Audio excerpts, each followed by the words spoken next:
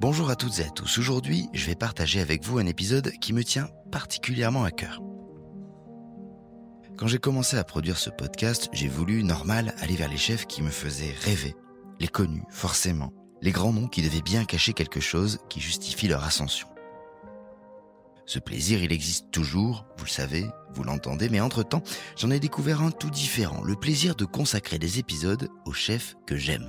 Aux chefs qui m'ont parlé par l'assiette ou ce qu'ils sont et qui, à mesure de nos échanges, chemin faisant à leur table, n'ont cessé de frapper pile à l'endroit qui m'est sensible. Je me souviens par exemple d'un soir au perchoir, d'une lumière incroyable, orange, embrasant une belle table de beaux couverts et une manière d'envisager la mer dans l'assiette à la fois brute et tellement délicate. Je me souviens d'avoir trouvé une intelligence dans cette cuisine rarissime. Pas un truc d'intello qui fait bavarder la cuisine, non, un geste qui comprenait l'ADN de ce qu'il traitait et l'emmenait juste un peu plus loin, faisant d'une crevette un moment. Dénudé, voyageur, cuisiné, effacé, je me souviens m'être fait emporter avec un mélange de détermination et de subtilité. Alors j'arrête là de parler ainsi car je ne supporte plus qu'on rajoute des couches de mots sur les cuisines. On s'y perd, on sait plus qui est qui et tout le monde est un génie, mais je vais en rajouter une dernière tout de même, et franche et un peu grossière, pardonnez-moi. Une couche entendue 1000 fois, mais que je vais assumer ici en disant que depuis ce soir-là, je la suis. Et il n'y a pour moi rien d'autre à dire que cette formule, c'est l'une des cuisinières les plus douées de sa génération. J'avais prévenu, formule poncée, mais allez voir de quoi je parle, et d'abord écoutez ce qui suit, vous allez comprendre pourquoi je dis cela d'Alice Arnoux. Moi, c'est David Ordonneau, vous écoutez Chef, et c'est pour ce genre d'épisode que je suis content que ce podcast existe et que vous soyez là à l'écouter. Je vous en remercie, et je suis très heureux, si vous ne la connaissez pas encore, que vous découvriez cette chef remarquable. À la carte du café de l'usine, il y a chaque semaine une dizaine de lignes. Les assiettes sont dressées dans une chaleur rentrée, pas de fanfare, une sorte de tableau flamand. Il y a à la fois de la lumière et une forme de retrait, une envie de faire plaisir simplement, de la gourmandise, mais une forme de mesure. Ici, on se régale mais on se tient droit. Je sais pas comment dire, on est de tout à la bonne distance. Et l'histoire d'Alice explique très bien pourquoi on en arrive là, dans cet endroit magnifique où j'ai posé 2 micros. Elle s'est assise face à moi, avec son air de revenir d'une lande battue par les vents ou d'une balade en forêt. Je suis très heureux que vous soyez là, avec moi, pour découvrir l'histoire d'une jeune chef dont le geste et l'esprit s'avalaient droit en nous, pour découvrir l'histoire d'Alice Arnoux.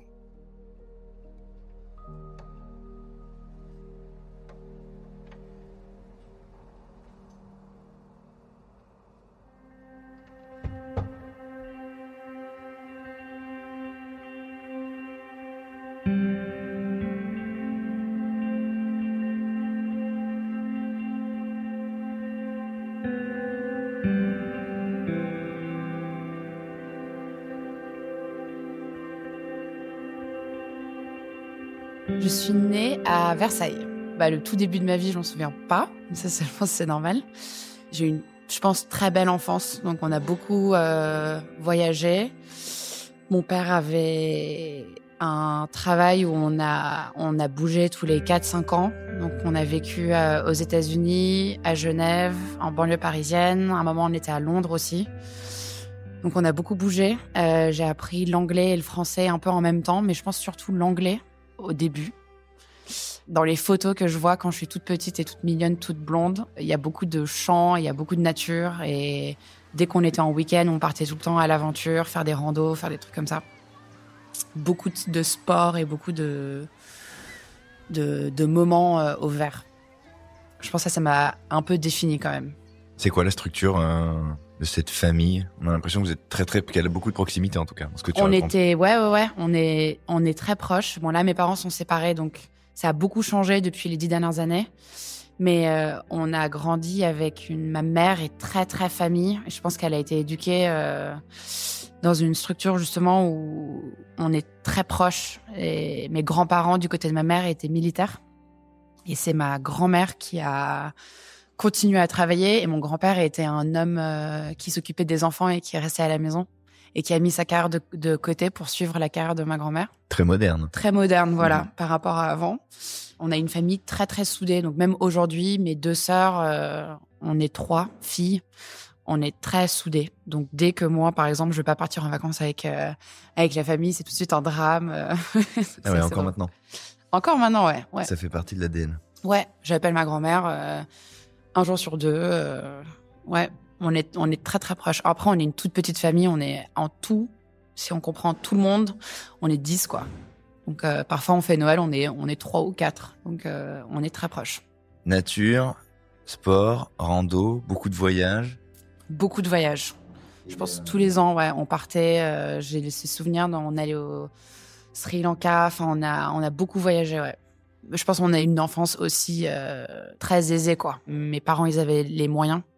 Des différentes personnes, quand ils ont des moyens, ils mettent leur argent dans différentes choses. Et nous, c'était pas du tout dans des choses qui étaient luxe. On s'achetait pas plein de fringues. Enfin, c'était pas comme ça. Mais par contre, on faisait beaucoup de voyages. Donc, l'argent était souvent mis dans OK, on va faire du ski. Il faut une nouvelle paire de chaussures pour aller courir parce qu'on va courir tout le temps. Ou Ouais. on faisait des trucs comme ça. On investissait dans des choses à vivre. Ouais, exactement. Ouais.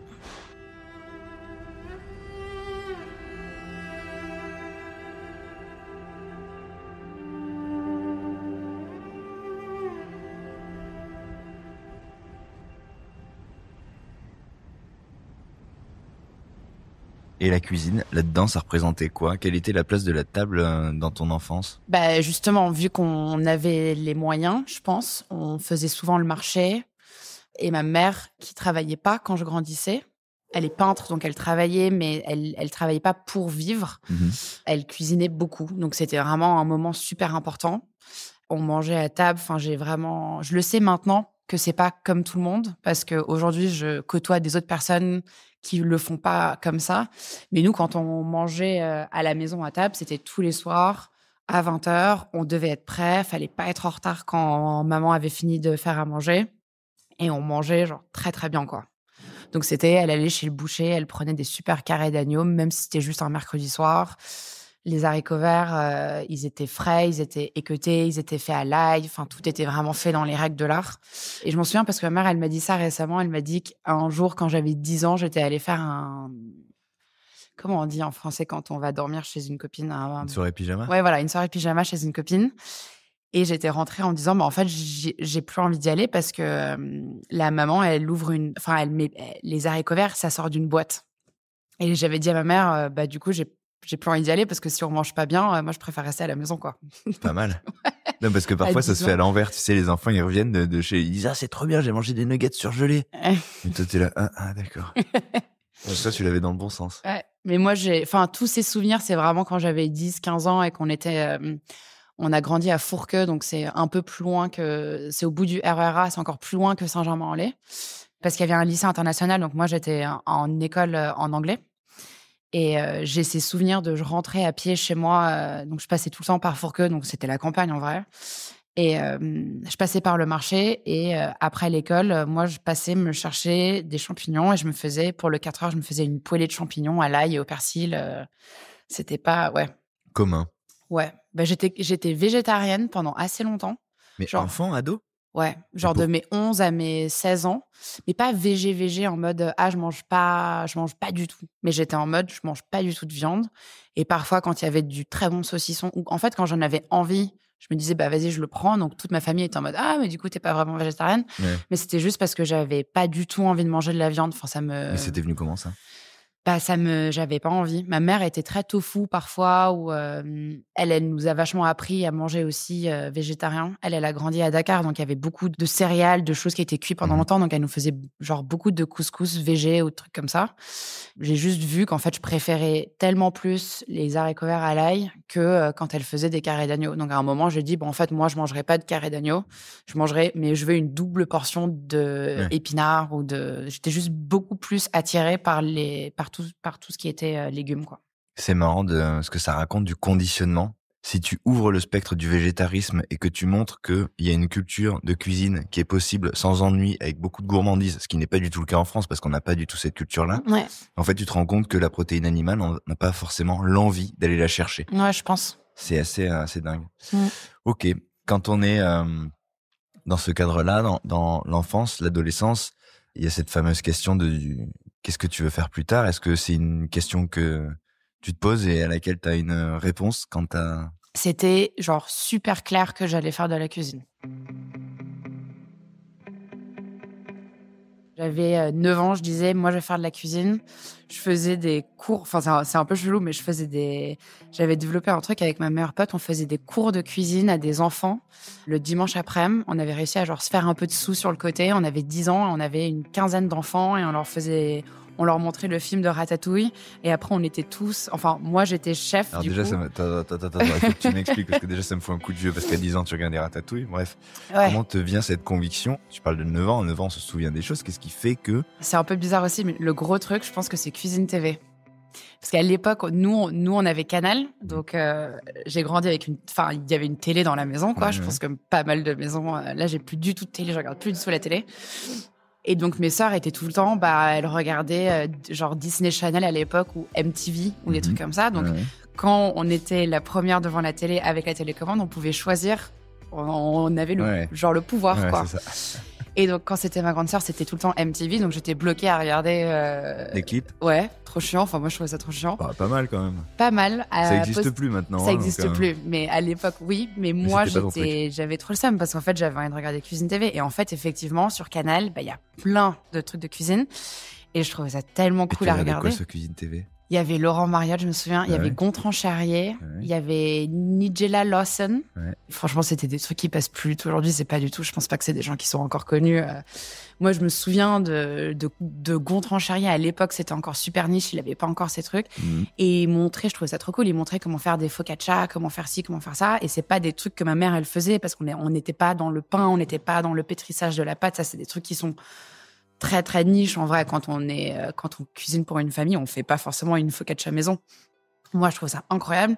J'apprenais plein de trucs et après je me mettais en cuisine et hop, je faisais une focaccia au grand désarroi de ma mère parce que j'en mettais plein dans la cuisine. Je nettoyais jamais après moi, je me faisais tout le temps engueuler, mais je faisais des trucs de ouf. Enfin, je me souviens, je passais genre 5 heures dans la cuisine à faire une pâtisserie au citron sur 5 étages différents. Et c'était bon. C'était pas nul, quoi. C'était genre, j'y arrivais. Ouais, c'était une fixette, quoi.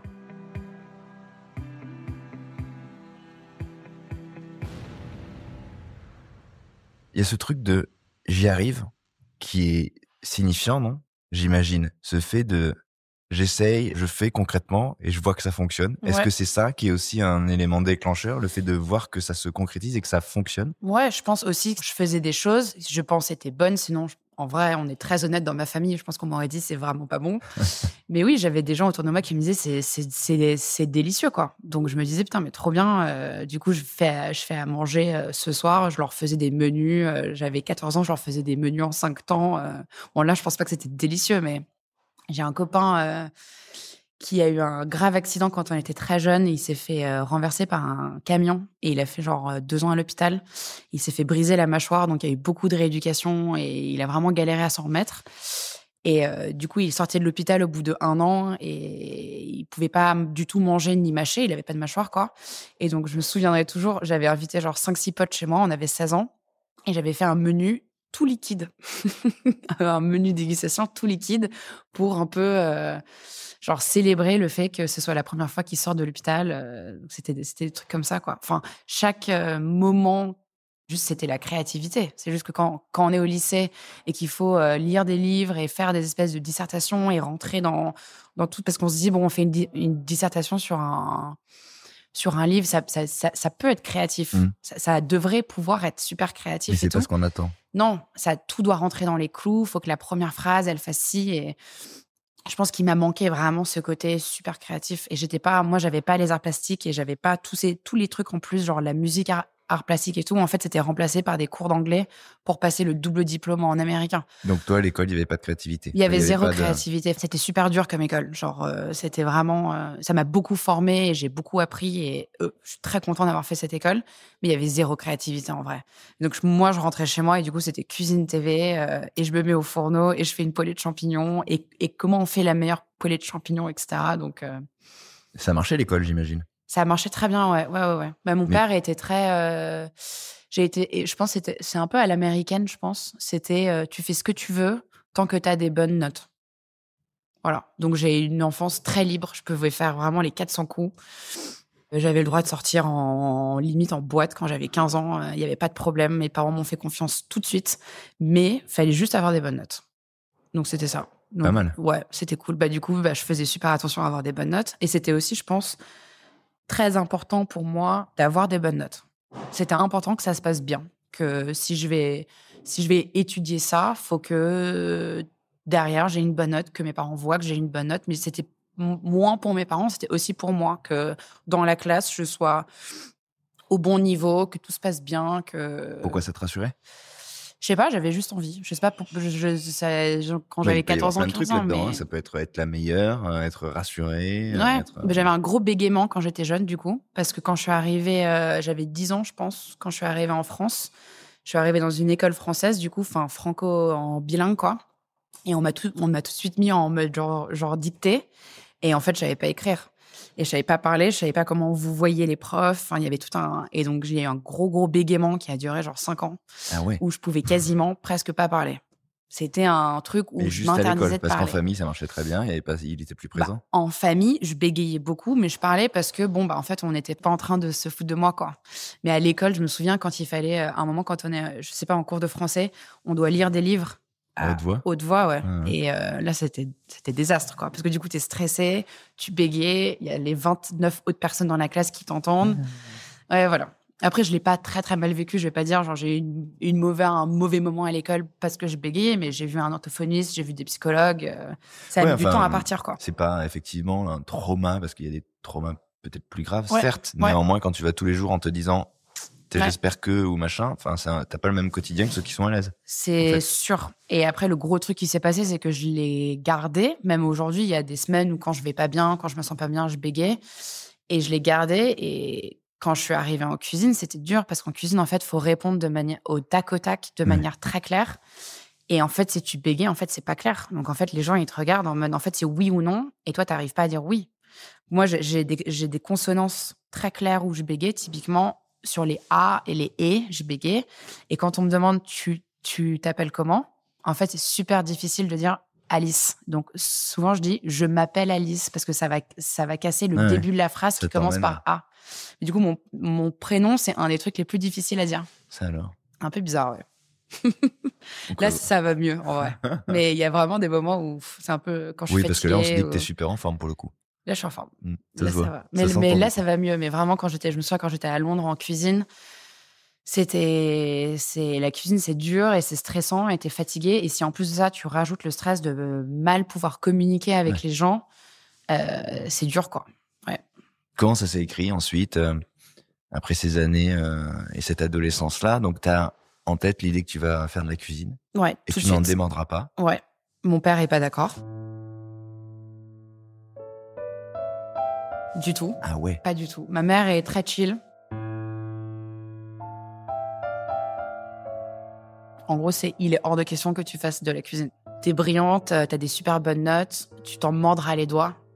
Genre, tu le feras plus tard. Genre, aujourd'hui, là, tu es en train de chercher une école de je sais pas quoi, tu vas faire commerce, tu vas faire Dauphine, tu vas faire ci, tu vas faire ça. J'ai beaucoup de chance parce que vu que j'ai une grande sœur, ma grande sœur a dû suivre le truc de mon père. Donc, ma grande sœur, elle a fait Dauphine. La pauvre, elle a dû, d'accord. Ouais. Spémat, genre maths sup, je sais pas quoi, Dauphine, le master, le truc. D'accord. Et donc, vu qu'elle a 3 ans de plus que moi, elle était déjà bien lancée dans le truc. Donc, je pense qu'il y a eu un peu plus de mou. Et c'est en fait, ces moments-là, c'est arrivé quand mes parents commençaient à vraiment s'embrouiller. Donc, mon père était moins à la maison, ma mère était moins présente. Et en fait, j'ai... Une marge de manœuvre qui s'est... en fait, j'ai menti. Donc, En fait, donc mon père m'a forcé, si tu veux vraiment faire de l'hôtellerie, ok, mais genre c'est le HL et tu vas t'endetter et on va faire un prêt pour que tu ailles là-bas. Prestige, il fallait du prestige. Ouais, mon père, il a été élevé comme ça. Il a été élevé aux US. En vrai, il a travaillé toute sa vie pour nous donner, je pense, l'opportunité. En gros, c'était vraiment ça. Oui. Et il a fait la même boîte pendant 45 ans. Et il travaillait, moi je me souviens, il travaillait tout le temps. Donc, je comprends vraiment son point de vue aujourd'hui. À l'époque, j'étais en mode, mais trop pas, en fait, je vais pas du tout. Donc, je postule quand même parce que je suis obligée. Donc, je postule à Paul Bocuse, mais en management parce que j'avais pas le droit de faire la cuisine. Je postule dans tous les top. Donc, on fait un truc. Donc, Glion, les Roches, je sais pas quoi, le HL. Et du coup, je vais faire des portes ouvertes à chaque différente école. Et j'arrive à l'EHL et, évidemment, ça matchait pas du tout avec moi. À la fin, vraiment, je me suis retrouvée dans un truc toute la journée, alors que j'avais 17 ans, quoi. Mais toute la journée, je me suis dit, mais il est hors de question que je me retrouve dans un truc comme ça, quoi. Ah ouais, qu'est-ce qui te... Je pense, déjà, c'est une école qui coûte, je crois que c'est 40 000 € de l'année ou un truc comme ça. Enfin, c'est hors de prix. Et donc, forcément, tu te retrouves avec des gens qui ont beaucoup de fric. Et moi, j'ai pas du tout été éduquée comme ça. Donc, on n'avait pas non plus beaucoup de fric comme ça. C'était pas du tout le thème, quoi. Donc, après, tu peux avoir beaucoup de fric et être... Bien sûr, mais en tout cas, là-bas, ce que moi, j'ai vu, c'est... Moi, je voyais des meufs qui savaient pas pourquoi elles étaient... en tailleur, les diamants... Moi, j'étais en... Moi, je faisais pas... Comme aujourd'hui, je fais pas du tout attention à comment je m'habille. J'ai des t-shirts troués. Tu vois, c'est pas le thème, quoi. Je pense que quand t'as vraiment envie de faire de la cuisine et que tu te retrouves à l'EHL et qu'on te dit, en fait, tu vas avoir une semaine pour passer ton CAP et après, ça va être genre des stages dans des grands hôtels et tout. En fait, moi, j'avais pas du tout envie de faire des grands hôtels. C'est pas du tout le thème. Moi, j'avais envie de couper des oignons et de l'ail et c'était OK, quoi. Et bref, donc j'ai fait les entrées j'ai fait les portes ouvertes et j'ai tout passé et j'ai été acceptée partout. Et en gros, j'ai dit à mes parents que j'avais pas été acceptée. J'ai dit, merde, je suis que acceptée à Bocuse. Et encore, je pense que je serais pas allée à Bocuse si j'avais pas dû faire la meilleure école de cuisine. Moi, j'avais déjà en tête, je vais faire la meilleure école de cuisine et après, ça va être tellement dur de me retrouver avec des cuisiniers et après, ça va être un peu la honte de dire, je sors de Paul Bocuse, tu vois. Parce que c'est ça aussi la réalité du truc. Moi, j'ai fait un très, très bon lycée. Je traînais avec des gens qui étaient pas du tout dans mon lycée. Ouais. Et je sais pas si on a le droit de dire ça dans un podcast, mais on traînait je traînais dans des autres villes, on fumait des pètes avec des potes qui étaient pas du tout dans ce genre de lycée. Donc, moi, j'ai toujours eu cette espèce de truc de j'appartiens pas forcément à ça et j'ai pas forcément envie d'en appartenir parce que j'ai eu beaucoup d'affinités avec des gens qui ont pas grandi. Ouais, qui étaient pas dans le cercle. Ouais. Donc, c'était presque un peu la honte. C'était presque un peu, j'appartiens à ça. Oui, il fallait pas dire d'où on vient, ce qu'on fait. Et, un peu. Et ça s'est passé après quand j'étais à Bocuse et qu'après on allait en stage et c'était presque un peu, t'étais maltraité parce que tu venais de Bocuse, quoi. Donc en gros, clairement, tes parents, ils avaient un peu de fric et t'avais mis 10 000 € à l'année pour faire un truc. Et en fait, les vrais chefs, entre guillemets, ils disaient, mais de toute façon, c'est pas comme ça qu'on apprend la cuisine, quoi. Ouais, moi, fait une école de riche et t'es machin. Ouais. Après, en vrai, tu l'as fait quand même. Je l'ai fait. Je l'ai fait. À ce moment-là, mes parents étaient séparés, pile poil, et j'arrive en management. Et 24 heures après mon premier jour, j'étais avec Margot Baju, justement. On dormait ensemble dans la même chambre.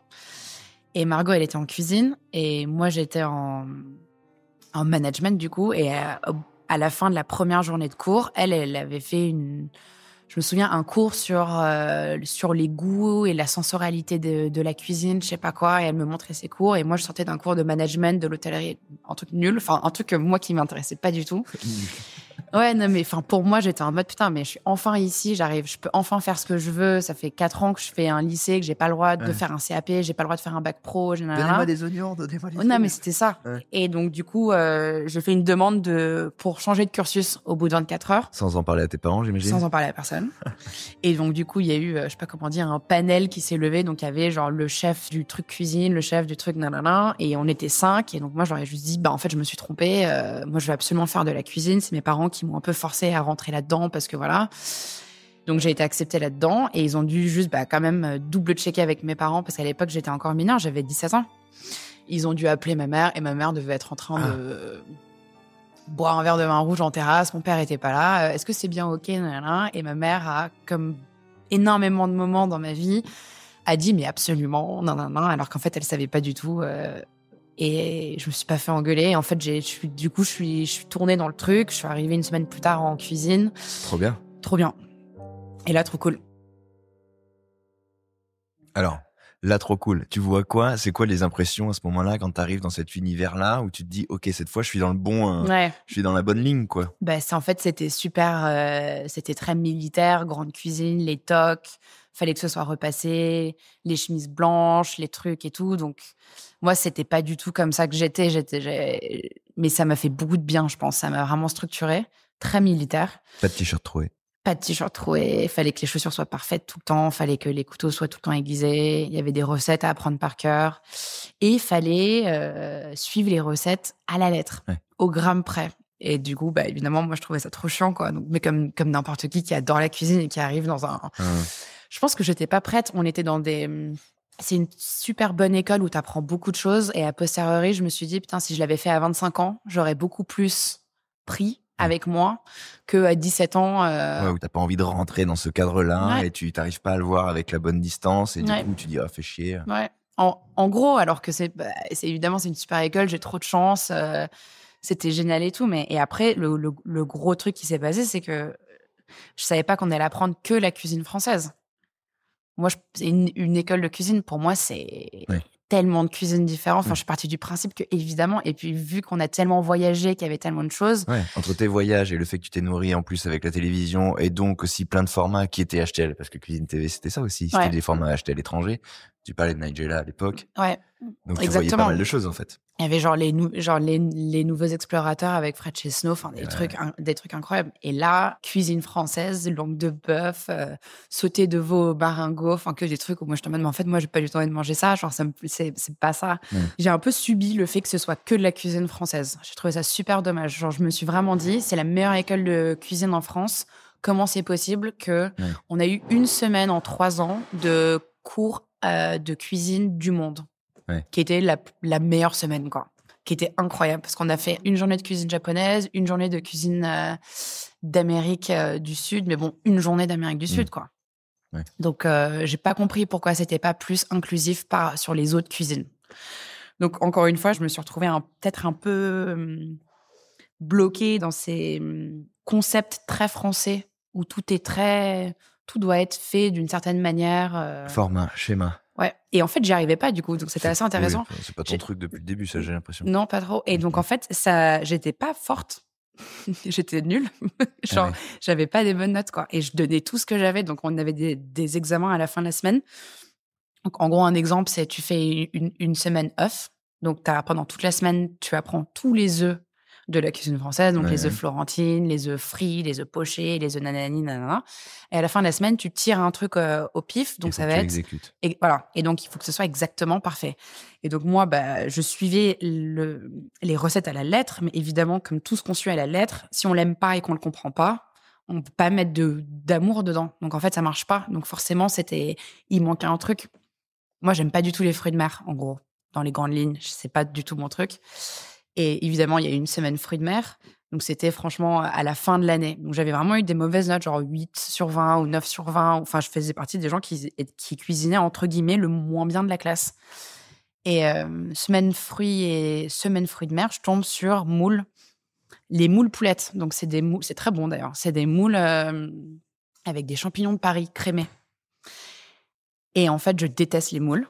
Et donc, je me dis, tu sais quoi, en fait, de toute façon, je vais pas essayer de le faire comme à chaque fois, parce qu'à chaque fois, j'ai genre 8 sur 20. Donc, je vais faire un truc, je vais pas suivre la recette. Et pendant l'examen, tu as des chefs qui passent dans la cuisine et qui checkent si tu fais bien les choses, si tu tailles bien tes oignons, et tu as des notes sur tes taillages et tout. Et je le fais un peu en douce de mon côté, et je triche un peu du côté. Et en fait, moi, une de mes grandes spécialités, c'est, à l'époque, quand j'étais jeune, c'était les pâtes aux champignons. Crémées pendant longtemps, etc. Et du coup, au lieu de faire sauter les champignons à côté et après de les rajouter et de crémer juste à la fin les moules, en fait, je me fais comme ce que je sais faire à la maison. Je fais les champignons crémés pendant super longtemps et après, je rajoute et je fais un mix et nanana. Et là, genre, j'ai un 19 sur 20, je me souviens. Et je me souviens que tous les chefs, que le chef qui goûtait avait appelé les autres chefs pour qu'ils goûtent tous mes moules. Je trouvais ça trop drôle parce que moi, j'aime pas les moules. Enfin, c'est à peine si j'avais goûté la sauce finale parce que j'ai pas envie de manger. Enfin, voilà. Et donc, c'est là peut-être où, genre, je me suis dit, en fait, peut-être qu'il faut pas que je suive exactement les recettes et peut-être qu'il faut que je le fasse un peu à ma manière et peut-être que j'aurai des moins bonnes notes dans l'exécution. Mais si à la fin, c'est meilleur, peut-être que c'est comme ça, en fait, que moi, j'apprends. Donc, il y a eu ça. Comment tu vis ces moments-là? Parce que, paradoxalement, quand tu le décris, on se dit, OK, celle-là, ça va être une petite rebelle.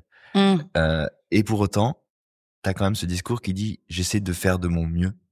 Ouais. Donc, malgré cette idée que tu as qu'il faudrait faire un peu différemment, ou que toi, t'aimerais en tout cas vivre la chose différemment, on sent que tu as quand même envie de bien faire. Ouais, j'ai très quand même envie. toujours chez toi cette espèce de... Je conteste, entre guillemets, en moi-même, mais j'essaie quand même de faire bien et d'avoir la bonne note. Parce que j'étais juste pas d'accord. Mais pour autant, tu te rebelles pas. Enfin, t'essaies de bien faire. Ouais, mais je me souviens pas m'être rebellée. Enfin, il y avait clairement des classes quand il y avait des cours où j'allais pas. Parce que j'étais en mode, moi, j'ai pas du tout envie j'ai pas envie d'apprendre ça m'intéresse pas. Genre, j'aime pas la prof. Mais il y avait des cours que j'adorais. Genre, l'histoire de la gastronomie, j'ai trouvé ça fantastique. Mais je prenais aucune note parce que j'avais juste envie de boire le truc. Et comme énormément de gens, j'ai été mis dans un moule et fallait bien faire. Je pense que c'est mes parents. C'est tant que tu faisais bien, après, tu pouvais aller faire ce que tu voulais. Donc, fallait, tant que j'arrivais à passer à l'année au-dessus et ensuite à l'année d'après, je crois qu'il y avait aussi un truc en moi qui devait prouver, parce que vu que je suis allée contre ce que mon père il voulait, etc., ça avait besoin de marcher. Comme cocher les cases. Ça avait besoin de marcher. C'est un peu ce qui s'est passé derrière dans ma carrière, c'est j'avais besoin de prouver à tout le monde que j'ai pas fait de conneries en me mettant en cuisine. Ouais. Il y a beaucoup de gens de mon année, quand on est à Bocuse, il y a beaucoup de gens qui ont arrêté. Je pense que sur la promo, je sais pas, j'ai pas du tout des contacts avec tout le monde, mais il y a très peu de gens qui sont restés en cuisine, quoi. Pourquoi, tu crois? À Bocuse, on est formé sur apprendre la cuisine, mais on n'est pas vraiment formé sur apprendre à être cuisinier. Et quand on quitte une école de cuisine et qu'on rentre dans le métier, ça convient pas à tout le monde. Il y a beaucoup de gens qui dévient dans des métiers qui sont peut-être un peu moins intenses, peut-être un peu plus faciles, peut-être traiteur, la pâtisserie, des choses où peut-être qu'on travaille pas jusqu'à 1h du mat tous les soirs, peut-être que ça colle plus avec ce que les gens veulent dans leur vie aussi. Peut-être qu'ils avaient juste pas envie de faire de la cuisine pendant super longtemps après, quoi. Ouais. Toi, ça a validé cette intuition que tu as eue très tôt, finalement, que c'était quand même ta voie. Tu t'es pas dit à un moment dans ces études, dans cette projection, finalement, je suis pas sûr. Pendant les études? Ouais. Non. Pendant les études, j'avais qu'une hâte, c'était genre de partir en stage et d'aller faire le truc, quoi. Alors, raconte-nous ces premières expériences. Premier stage, ça a duré 3 mois. C'était chez Bruno Auger à Cannes. C'était super dur. C'était super dur parce que j'ai eu au début un peu du mal à m'intégrer parce que justement, on m'a un peu bully dans le fait que je venais de Bocuse, etc. Donc, c'était un peu dur au début et il faisait très chaud, en fait. Mais pardonne-moi, mais pourquoi Cannes et pourquoi... Ah, en fait, t'as pas le droit de choisir. Ah oui, d'accord. On t'envoie en stage. Okay. Là, c'était un 2 étoiles. On m'a envoyé dans un 2 étoiles. D'accord, ok. Et je serais jamais allée là-bas, je pense. Oui, Cannes. Je te vois, c'est pas une évidence. Non, ma mère, elle vient du bassin d'Arcachon, donc on est très atlantique, pas du tout méditerranée. Donc déjà, je me suis retrouvée à Cannes. C'était l'opposé de moi. Il faisait très chaud. Enfin, j'ai juste ce souvenir de chaleur étouffante en cuisine pendant 3 mois. Transpi tout le temps. J'en peux plus de la chaleur. Mais c'était génial parce que ils étaient 3 Japonais. En fait, dans l'étoilé, et ils étaient 4 chefs. Il n'y avait que 20 couverts. Et il y avait 3 Japonais qui parlaient qu'en japonais, qui faisaient tout vraiment à la japonaise. Et c'était très dur, mais j'ai beaucoup appris, quoi. On m'a offert ma première pince à dresser après que j'ai gardé. Je l'ai perdue à Noma, trop triste, mais je l'ai gardée, je pense, pendant 10 ans, cette pince. C'était un peu mon premier truc. Et là, j'ai appris les quenelles, des trucs super précis. J'ai quitté le stage, je suis revenue. Et vraiment une meilleure cuisinière. Je pense que c'était un peu l'école de la vie du début, quoi. Ouais, on avait fait... Qu'est-ce qu'on fait de son apprentissage dans la réalité, quoi? C'est la première... Ouais, c'était ça. Et puis c'était surtout, tu souffres un peu parce que on était très mal logés, dans des toutes petites chambres qui n'étaient pas ventilées, à 2 dans un...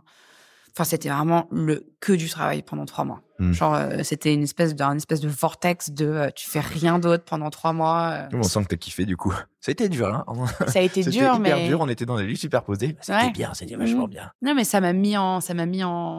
J'avais tous mes potes qui étaient justement en été, après la première année de fac, donc tout le monde se retrouvait, tout le monde allait en week-end, là, un truc. Et moi, j'étais bloquée à Cannes à faire ce stage un peu prison, un peu ce sentiment de je suis bloquée ici, faut que je valide mon stage, faut que je valide tout ça jusqu'à ce qu'après je suis libre de faire mes propres choix. Ça a été un peu ça. Ouais. Mais incroyable, hein. Moi j'ai beaucoup aimé, je sais pas si je le recommanderais absolument à quelqu'un, mais très très formateur en tout cas pour après, ça c'est sûr. Qu'est-ce que tu vas faire après comme autre expérience? C'est quoi les expériences qui vont te marquer ensuite dans cette... Là, t'en es à la phase de l'apprentissage, en fait, finalement. Après, faut choisir son stage de fin d'année, quoi. Et moi, je vois, donc pareil, je suis sur Cuisine TV, je suis encore sur mon ordi, encore à regarder ces trucs et tout. Et je vois cette émission Un jour, un chef, qui vient de me faire opérer. Et donc, je suis bloquée sur un canapé pendant 2 semaines. Je peux pas bouger, en gros. Et je suis chez moi, devant Cuisine TV. Et à ce moment-là, il faut trouver un stage. Et je me dis, mais comment on fait pour choisir un stage ? Je peux aller où je veux. Mais ce qui est important, c'est pas du tout genre le menu ou le chef. En fait, ce qui est important, c'est ce qui va se passer dans la cuisine. C'est comment le chef va être. C'est à quel poste on va me mettre. Donc, comment on sait ? Mais techniquement, on ne sait pas. Ouais.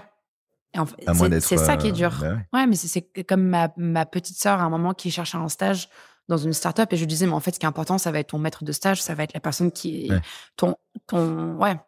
C'est très compliqué. Enfin, moi, j'ai eu du mal à choisir. C'est vrai que j'avais jamais pensé à ça, mais c'est un saut dans l'inconnu, forcément, parce que tu sais pas. T'as aucune idée. Ça Ouais. peut être une team super sympa, comme ça peut être une team horrible et après, tu te retrouves bloqué pendant 6 mois dans un... Et en fait, je vois un jour un chef qui passe 20 minutes sur Alexandre Couillon dans sa cuisine. Je vois la cuisine déjà, parce que c'est super important aussi, la cuisine dans laquelle on va travailler. Je vois la cuisine, je le vois lui, je le vois en train de dresser, je vois comment il parle. Je me dis, OK, c'est sûr, c'est ça.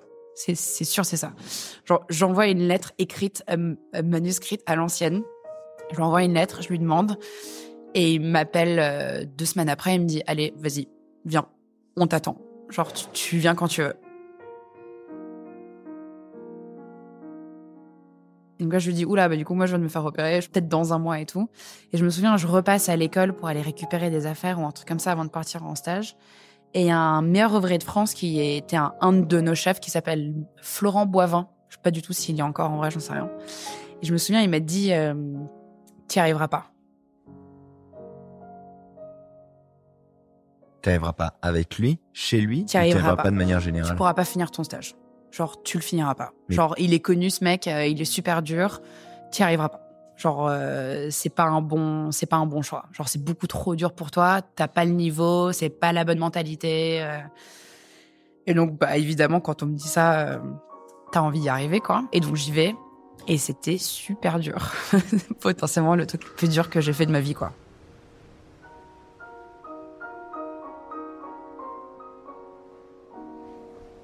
C'est une petite pensée pour les gens qui nous écoutent l'ont peut-être vu. Quand tu regardes le Chef's Table qui est consacré à lui, qui s'ouvre justement sur une séquence avec des Saint-Jacques, ouais. Où tu dis, ça a pas l'air très très cool tous les jours. Non, mais c'était la plus belle expérience que j'ai fait en vrai.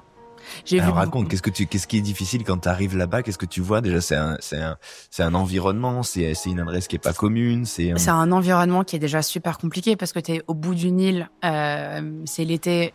On va être honnête, à Noirmoutier, c'est l'été. Si t'as de la chance, c'est 3 mois dans l'année. Le reste de l'année, il pleut, il fait froid, il y a du vent, il y a les mouettes. Enfin, c'est. Il y a les mouettes. Non, mais on est seul au monde. Enfin, moi. Particulier. Non, mais il y a les mouettes. À chaque fois que j'entends des mouettes, je pense à Noirmoutier. On est sur un petit trauma, Alice, je crois. On est sur un petit trauma. Non, mais j'ai ce souvenir quand j'étais les 2 jours off de me promener toute seule, quoi. Parce qu'en fait, il y a personne. Ouais. Il y a vraiment pas grand monde. Et les gens qui vivent là-bas à l'année, c'est souvent pas des gens de 18 ans ou de 19 ans qui ont notre âge et qui veulent... Il y a pas forcément de bar, il y a pas d'endroit. En hiver, c'est très, très fermé. Tout est très fermé, donc on est un peu seul. Donc déjà, il y a ce sentiment de solitude énorme. Et en plus de ça, tu rajoutes le fait que t'es la seule stagiaire, tout le monde sait vachement bien comment travailler, toi, t'es en train d'apprendre. C'est une brigade de combien de personnes? C'était tout petit, on était 5 à l'époque. Okay. Je pense qu'aujourd'hui, c'est beaucoup plus, mais... Ouais. Donc, t'arrives là-bas, t'es en plein milieu d'une brigade ultra soudée, en tout cas, une mêlée très serrée. C'était un peu la guerre. Tout le monde se faisait un peu la guerre, c'était très dans la compétition. C'est fou d'imaginer que dans un groupe de 5 ou 6 personnes, là où la solidarité doit primer, là où en plus on est derrière un chef, on n'est pas 30, quoi.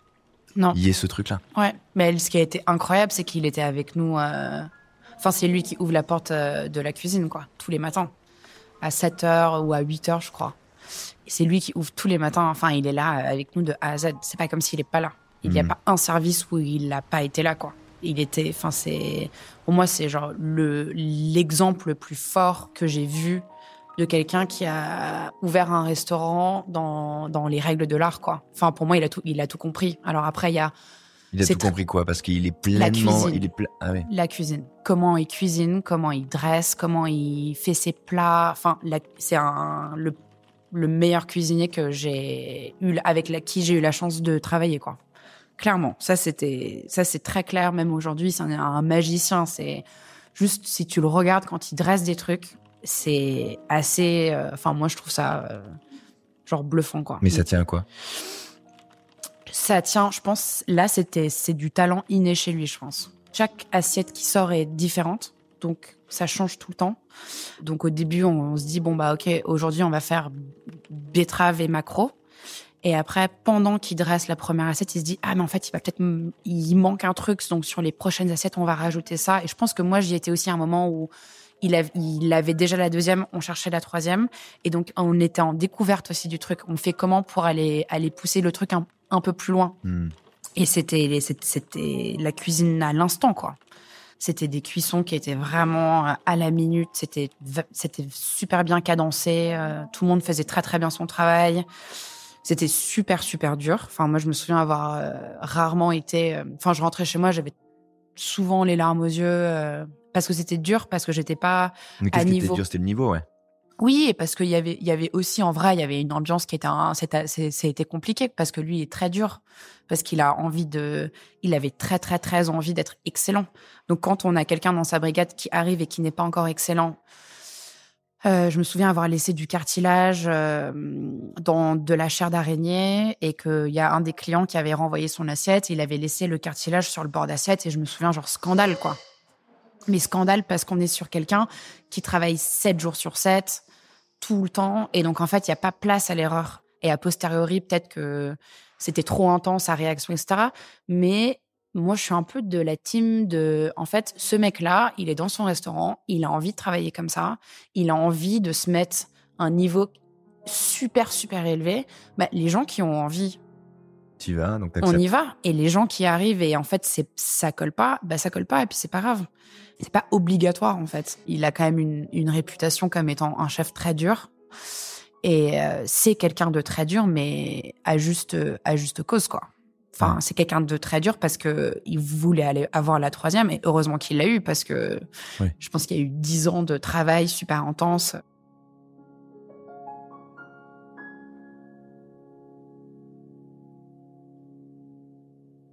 En même temps, tu vois, là, dans ce que tu décris, il y a quand même un cercle qui est un petit peu douteux. C'est-à-dire que finalement, l'exigence de cette récompense-là, de ce sacre, en gros, quelque part, il justifie un comportement qui est peut-être pas mais c'était pas un comportement. Enfin, moi, pour avoir travaillé dans des endroits où les comportements étaient pas ok, c'était pas. Je vais pas dire que c'était un comportement pas ok. C'était les gens dans la brigade. Exigeant, quoi. Oui, et puis les gens dans la brigade, ils avaient des comportements pas ok parce que dès que c'est très dans la compétition et qu'il faut être le meilleur, si on veut être le meilleur, le truc le plus facile à faire, c'est de faire tomber les autres. Exactement. Donc il y a eu ça. Le plus dur pour moi, c'était pas du tout lui. Le plus dur, c'était les autres et comment eux, ils essayaient d'être tellement cool pour lui que derrière, il me faisait du mal à moi. C'était plus ça. Mais lui, en tout cas, en tant que femme en cuisine, il m'a vachement protégée en tant que femme. Enfin, moi, je sais qu'il y a eu un chef de partie qui était au-dessus de moi, à un moment qui a fait un truc qui allait trop loin et qui a dépassé les bornes et c'était presque violent envers moi. Physiquement, tu veux dire? Non. Un peu. Il y a eu un truc très, très moyen où moi, ça m'a vraiment glacé le sang en mode, oula, genre, je sais pas si je retourne. Le lendemain, le mec, il travaillait plus dans le resto, quoi. Donc, il l'a viré du jour au lendemain parce que il y a eu un comportement qui était pas OK. Donc, il est conscient du truc et moi, quand j'y étais, il y a la personne avec qui je me suis le mieux entendue, c'était avec Alexandre Couillon. Et les autres, je pense que tout le monde il y a eu des choses qui ont été faites, qui ont été mal faites, et on se connaît tous aujourd'hui, on se parle tous. J'étais avec Sylvain Parisot en brigade, il était au-dessus de moi, et on était très très proches au début, et après on était moins proches, et il y a eu des trucs. Mais moi aujourd'hui, tu vois, Sylvain, je vais déjeuner avec lui et sa femme et son enfant, et on est super potes, et on en parle un peu a posteriori. C'est très très. En fait, dès qu'on rentre dans une compétition, lui, en fait, il met tout le monde dans la hiérarchie, c'est très plat. Ouais. Donc du coup, si tu veux le poste, en fait, tu peux aller le prendre.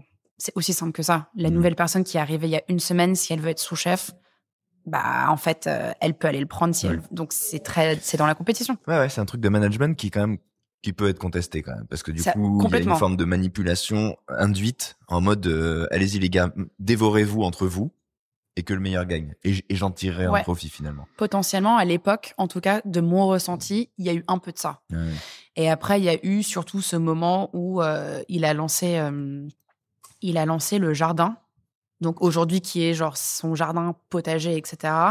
Et moi, j'y étais en fait avec lui. Moi, je l'ai attendu pendant assez longtemps le matin pour y aller avec lui. Et à la base, au début, il me disait non, qu'il voulait pas que je vienne avec lui. Et donc, je me suis pris, je sais pas, une 50aine de fois. Bah, en fait, non, tu viens pas, non, tu viens pas, non, tu viens pas. Tu venais le matin en espérant pouvoir l'accompagner ? Ouais. Et en fait, j'avais pas encore le droit, quoi.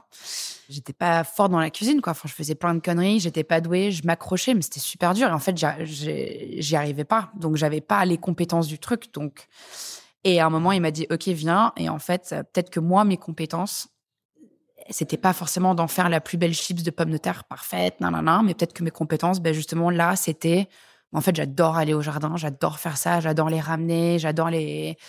Et là, il y a eu une espèce de un peu changement de truc quand on a commencé à aller au jardin ensemble, parce que du coup, j'étais un peu plus responsable du jardin et un peu moins de tous ces trucs, genre pile-poil parfait. Tu t'es créé un petit cercle dans le... Ouais. Et là, du coup, à ce moment-là, il y a eu une espèce de switch. Et c'était la fin de mon stage. Et en fait, moi, j'avais envie de rester, quoi. Ouais. Moi, j'avais fin envie de colo, oh non. Ouais. Quand ça a été dur, quand on a un petit peu eu la larme à l'œil. Ouais, voilà. Ouais. En fait, on n'a plus envie de partir. Ouais, il y a eu ça. Et après, il y a eu un gros moment, je me souviens de toute ma vie, j'étais en train de dresser, genre, je sais plus quoi, sur le pass, parce qu'ils nous laissaient vachement dresser, donc ça, c'était super cool. Bon, en même temps, on était 5, donc on était un peu obligés. Et il a dit pendant le service, il a dit, je pense, ma plus belle réussite, je sais pas, on devait être en 2015, quoi, un truc comme ça. Ma plus belle réussite de 2015, c'est toi. Et là, j'étais au pass. Et en fait, là, alors que j'avais jamais pleuré dans la cuisine après tous ces trucs super intenses ou qui avaient été super malheureux pour moi et ces défaites, etc. Là, j'ai pas pu m'en empêcher. Genre, j'ai lâché mon truc, je suis partie. Je me suis effondrée en larmes, un peu en mode, bon, bah, en fait, le Graal, ça fait genre 10 mois ou 1 an que genre je m'accroche. Et là, c'est bon, j'ai genre la validation. Donc, ouais, en fait, c'est peut-être bizarre pour plein de gens d'entendre des trucs comme ça. Mais je le referai, quoi. Et je le conseille aussi. C'est peut-être bizarre, mais c'était très, très positif, quoi. Je suis partie de chez Couillon, je crois que je suis restée 1 an et demi, peut-être 2 ans, je sais plus exactement.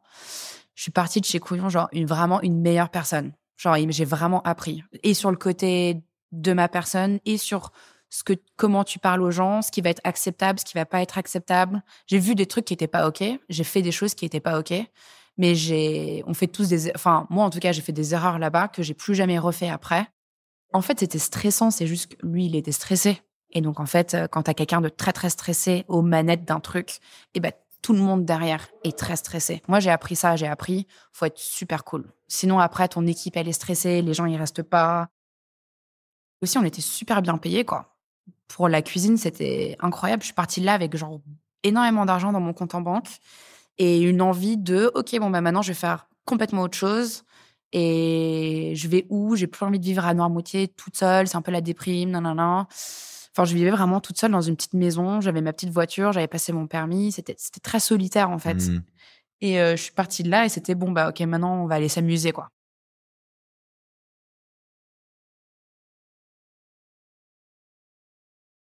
Et donc, tu as décidé d'aller t'amuser où? Mon meilleur pote, il vivait à Londres. Donc, je me suis dit, allez, vas-y, je vais à Londres. Trop fun. J'ai pas envie d'apprendre la grande cuisine française. J'ai pas envie de me remettre dans un truc super militaire et tout. Et je me dis, j'ai pas envie de faire un 2 étoiles parce que c'était trop dur. Et il y avait trop, justement, de carrés, encore une fois, de règles et tout. Donc, je me dis, je prends la liste de tous les 1 étoile à Londres. Je choisis les 3 cuisines qui me plaisent le plus. J'envoie mes CV aux 3. Et donc, pareil, je fais une journée d'essai dans les 3. Et j'ai 3 propals. Et en fait, j'ai pris celui où la brigade avait l'air la plus sympa et où ils avaient l'air de plus se marrer.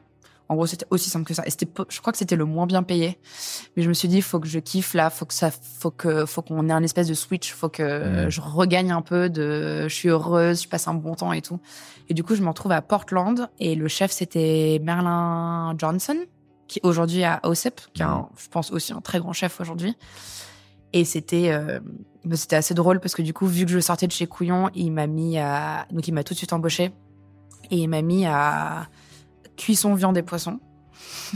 Donc c'était horrible parce que du coup en fait j'avais jamais fait des cuissons ni de viande ni poisson. Donc au lieu de arriver un peu me reposer sur mes acquis et voilà, je fais l'inverse, je me retrouve dans un truc et je me retrouve dans une brigade avec que des mecs anglais. Donc j'étais la seule fille, j'étais la seule française. Et je pense que je suis arrivée au poste que tout le monde voulait avoir et que tout le monde était en train d'attendre d'avoir. Donc pareil, ça a été un peu compliqué, mais ça a été... j'ai tout appris là-bas, quoi. Enfin, en tout cas, les viandes et les poissons et les trucs, c'était de la super cuisine. C'était 1 étoile. Je crois qu'on faisait, je sais plus, au moins 150 couverts dans la journée. Ah ouais. C'était super intense. Genre, j'ai jamais autant travaillé de ma vie. Je crois que c'était du 8h, 1h du mat, quoi. Louper le truc de il faut que je m'amuse, il faut que je machin, il Loupé. faut que... Ouais, mais après, j'ai adoré. Genre, j'ai vraiment... j'ai tellement appris et tout. Mais pareil, je suis repartie de zéro. Enfin, comme à chaque fois en vrai, que tu recommences dans un resto. Je suis repartie de zéro et c'était du 8h, 1h du mat, quoi. Moi, je trouvais ça dingue que les gens y travaillaient comme ça. C'était 5 jours par semaine. J'étais morte. Physiquement, j'ai pas compris comment c'était possible de faire des...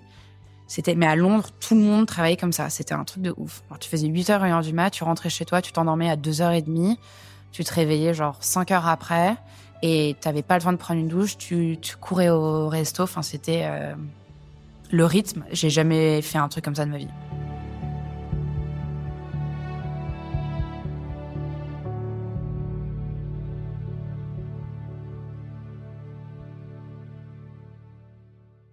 Tu penses que c'est important d'avoir vécu un truc comme ça, un petit peu vénère, un petit peu intense, à un moment? Le fait que j'ai vécu ça, derrière, après, j'ai pu faire Noma un peu, je vais pas dire fingers in the nose, mais...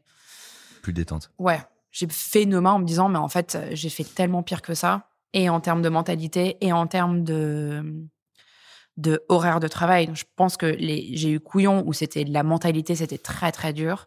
Et après, j'ai eu Londres où la mentalité, c'était super agréable en vrai. Et on mangeait très bien, on faisait des super staff food et tout. Mais le rythme, c'était fou. C'était lunaire, quoi. Ouais. Et après, Noah? Et après, entre-temps, il y a eu beaucoup, beaucoup de voyages. À chaque fois, j'ai fait vraiment des pauses de genre 6 mois. Ouais. Où je me disais, bon, je dois arrêter la cuisine, j'en peux plus. à chaque fois, je le remettais en question complètement.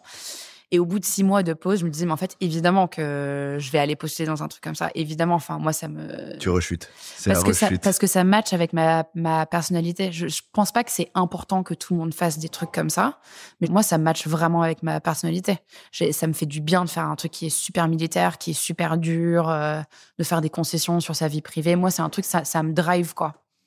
C'est un peu bizarre, mais peut-être que j'ai été éduquée un peu comme ça, ou peut-être qu'il y a eu un truc. Et moi, ça me déplaît pas de travailler les vendredis et les soirs et les samedis soirs jusqu'à 1h du mat. Il y a un truc de équipe aussi. À Londres, quand on travaillait autant, il y avait un truc de équipe que je trouve super fort, que j'adore. Peut-être que j'ai été du coup tout de suite un peu moins proche de mes potes, parce que du coup, je les voyais beaucoup, beaucoup moins. Donc, je me suis un peu écartée de ma famille, de mes potes, de toute mon enfance et tout, parce que tu travailles 2 ans dans un truc comme ça à Londres, en fait, tu vois personne d'autre, quoi. Ouais, t'es dans un tunnel. Ouais, au bout de 2 ans à Londres, j'ai quitté Londres, j'avais pas d'autres potes que les gens du resto. Et quand tu quittes le resto, tu quittes aussi tes potes, parce que forcément, tu quittes le navire, donc de toute manière, tu pourras pas les voir parce qu'ils travaillent tout le temps. Donc, en fait, t'es très seule à chaque fois que tu quittes ton taf. Mais moi, j'ai adoré cette espèce de cohésion, on est tous ensemble, on fait tous ensemble. C'est lunaire, mais je trouvais ça dingue d'en faire partie, d'arriver à rentrer dans le truc. Et à un moment, t'y prends goût, quoi. Ouais, je comprends. C'est comme Noma, c'est un peu ce qui s'est passé à Noma aussi. Bref, et donc après Londres, pareil, je pars voyager, mais je fais quand même 1 an et demi en Amérique du Sud, où je travaille sur des fermes, beaucoup. Donc, je fais beaucoup de volontariat sur beaucoup de fermes. Donc là, je vis vraiment en sac à dos avec 300 € dans mon compte en banque pendant 1 an et demi. Là, c'était très, très roots. C'était trop bien. Ça m'a fait une vraie pause. Et après, j'étais avec un mec à l'époque qui voulait absolument aller à Copenhague. Et à l'époque, c'était le début le fait que Copenhague, ce soit vraiment le hub de la gastronomie, je sais pas quoi.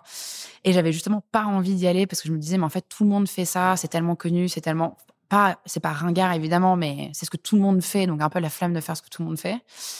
Et lui avait très, très envie d'y aller. Et moi, j'avais très envie de rester avec lui. Donc, je postule à Noma en me disant, je serai jamais prise, mais c'est pas grave. Et en fait, ils me prennent en stage. Je me dis, oh putain, merde. Merde. Mais vraiment, je pensais pas l'avoir. Et là, je me dis, merde, ok, il faut que j'aille en stage à Noma, j'ai pas de fric, c'est non payé pendant 3 mois. Il me faut quoi? Il me faut au moins Tu vas être au milieu de je sais pas combien de stagiaires. Ouais, c'est ça. Il me faut au moins 10 000 euros, quoi. Parce qu'en fait, c'est hors de prix, Copenhague. Je retourne à Londres pendant 3 mois. Je me fais que des espèces de chefs privés, des trucs comme ça. Je mets plein d'argent. Je crois que c'était pendant 2 mois. Je dormais sur le canapé de ma sœur pour pouvoir aller faire mon stage à Noma. Donc déjà, c'était une espèce de matrix un peu chelou où tu as absolument envie de faire ça. Et en fait, là, tu arrives et c'est un espèce de condensé entre chez Couillon et chez Merlin. Donc moi, en fait, je sais exactement comment faire, quoi. Enfin, je nage dans le truc depuis... Entre la surexigence et la densité de travail. Ouais, c'est ça. Donc moi, j'arrive, en fait, par rapport aux autres, etc. En fait, ça se passe super bien. Donc je crois que c'était au bout de 1 mois, ou peut-être 2 mois, il y a le chef qui vient me voir. C'était un peu lunaire comme conversation. Parce qu'en fait, quand t'es stagiaire, on te dit pas, tu parles pas du tout au chef. Oui. Tu parles pas du tout aux gens qui sont employés, tu restes dans ton truc, tu lèves à peine la tête, faut vraiment baisser la tête, tu fais ton truc, et puis c'est de la répétition d'une toute petite tâche toute la journée. C'est très chiant, en vrai. Moi, j'étais un peu en mode... Et après, c'est super incroyable parce que c'est une grande brigade, et on est 60. Moi, j'avais que travaillé dans des endroits où on était 5 ou 6, quoi, donc rien à voir. Mais c'était trop cool. Moi, j'ai trouvé ça incroyable. J'étais en mode waouh. Genre, ça, c'est comme si tu décrochais le meilleur taf. Bref. Et donc, en gros, le chef vient me voir au bout de 1 mois et demi et il me dit, on va se promener. C'était à la fin d'un samedi soir. Donc, pareil, t'avais fait une semaine. Enfin, je voyais flou à quel point j'étais fatiguée et qu'on avait mangé il y a genre 6 heures. Et enfin, t'es à moitié en train de trembler à quel point c'est physiquement intense, quoi. Et il vient me voir à la fin de ce truc. Donc, moi, je suis genre en PLS. J'ai besoin de m'asseoir. J'ai besoin de, voilà. Et il me dit, on va se promener et tout. Donc, je crois que c'est la première fois qu'il m'adressait la parole. Pas René Redzepi, le chef de cuisine. Donc, à l'époque, c'était Ben Ing. Il me fait un tour et il me dit, OK, là, on a un meeting avec tous les gens de l'équipe, enfin, les salariés. Est-ce que tu veux rester, quoi? Moi, évidemment, je comprends pas du tout. Donc, je dis, pourquoi est-ce que je resterai et tout? Et il me dit, c'est un vote à main levée. On a tous voté. Tu le prends à la majorité, quoi. On te propose un taf, tu restes. Mais c'était pas est-ce que tu veux. Genre, c'était on te propose un taf, tu restes. Et moi, j'étais en mode oui, chef. Et donc, du coup, je suis restée pour le meeting. Et tout le monde a genre applaudi le fait que j'avais eu le taf parce qu'en fait, c'est très, très dur de prendre un taf là-bas. Parce que quand t'es stagiaire, t'es censé passer, merci, au revoir. Et puis voilà, c'est 90% des cas, c'est ça, quoi. Oui, et souvent, les gens qui veulent vraiment un taf, ils refont un stage. Ils refont 3 mois après et tout le monde sait qu'ils veulent le taf. Mais le plus tu le demandes, évidemment, comme tout dans la vie, le moins tu l'as. Bref. Et on m'embauche, quoi. Et donc, je commence. Et ça dure 2 ans et demi. Donc, il y avait plus de vie par rapport aux autres endroits. Parce que il y avait quand même un peu plus de temps off. Tu courais partout. C'était le truc le plus stressant que j'ai fait de ma vie. Parce que t'es entouré de gens qui ont... Tout le monde se prend vraiment au sérieux. C'est vraiment une espèce de... Il y a beaucoup de mecs. Donc, c'est quand tu mets trop de mecs dans la même salle, il y a une espèce de concours un peu de... Ouais, donc c'était un peu... Moi, je sortais d'Amérique latine, j'avais trop le smile, j'avais trop cette espèce de truc de... Je suis zen, je suis chill, j'ai beaucoup appris, etc. Donc, j'ai réussi à mixer un peu les deux en même temps. Et je pense que c'est aussi pour ça qu'on m'a embauchée, parce que je crois que j'émanais un truc super positif par rapport aux gens qui étaient là-bas, où c'était très dur. Il y a un petit côté force tranquille. Oui, et il y avait... Je pense qu'ils avaient aussi envie de changer l'équipe. Je crois qu'il y avait un truc très dur à Noma. Ils ont mis beaucoup d'efforts dans switcher la chose. Et quand moi, j'y étais, ils ont voulu faire des switches. Donc, il y avait vraiment des... Petite charnière pour changer un peu d'ambiance, de mood au sein des brigades. Ouais. Après, c'était un peu chelou parce que du coup, il y avait une psychologue que tu avais un meeting avec elle 1 fois par semaine, sauf que c'était la mère de la femme de René Redzepi. Donc, c'était pas non plus... C'était pas du tout quelqu'un à qui tu pouvais vraiment te confier, parce que forcément, en fait, ça a remonté dans les oreilles de tout le monde. Donc moi, j'ai appris ça bien plus tard. Donc moi, je me confiais vraiment parce que je suis un peu incrédule et que je comprends rien. Et j'ai appris bien plus tard qu'en fait, c'était la mère de la femme de, donc la belle-mère de René, quoi. Donc c'était, je pense, aussi un bon moyen d'avoir des yeux et des oreilles un peu partout, ce qui était un peu chelou. Mais c'était un peu comme ça. C'était c'est un peu secte. C'est exceptionnel. Moi, j'ai pas du tout appris à cuisiner, par contre. J'ai appris à manager. J'ai appris comment ne pas manager, beaucoup, parce que j'ai vu des choses qui étaient vraiment pas OK. Et il y a eu des grands moments d'injustice que j'ai trouvé très difficiles à accepter. C'est beaucoup de répétitions. Ils changent les menus tous les 4 mois. Donc, en fait, c'est pas saisonnier. c'est beaucoup la même chose. Hmm. T'apprends un plat et après, tu fais la même chose pendant 4 mois, tous les jours. Eh Et oui. tous les jours, c'est une espèce de course contre la montre, de stress. Tu cours, tu cours. Genre, ils ouvrent la cuisine, tu cours. Genre, tu cours dans la plonge, tu prends tes trucs. Ah ouais. C'est ultra compétitif. Si t'es dans les gens un peu cool, moi, j'ai eu de la chance parce que j'ai tout de suite été un peu acceptée par, entre guillemets, Une team un les peu. méchants.